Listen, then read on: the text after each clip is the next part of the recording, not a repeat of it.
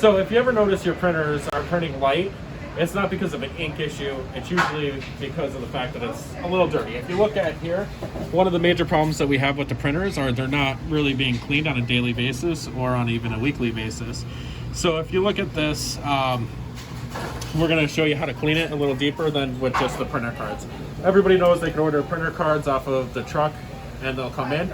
If you do them on a daily basis, then your printer will stay pretty clean, but chances are you're not going to. So I would say at least once a week you want to take a paper towel, you want to put a little bit of sanitizer on it. First thing I always do is I start with the wheel. So if you notice, the wheel has a lot of crud on it.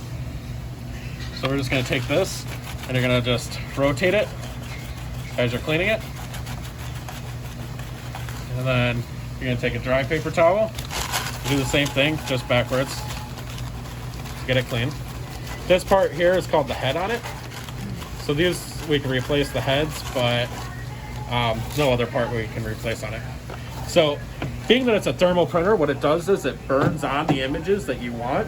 So the head is important there, but if you come into here, this is another part that's very important. You want to make sure that you take that and you get really into there as well.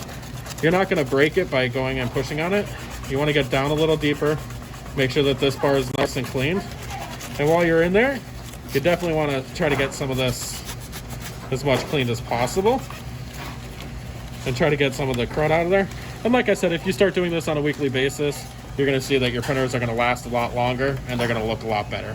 One thing that I want you to check out before you say a printer is totally broken, you want to make sure that it's nice and cleaned, just like that, so there's no more crud on it.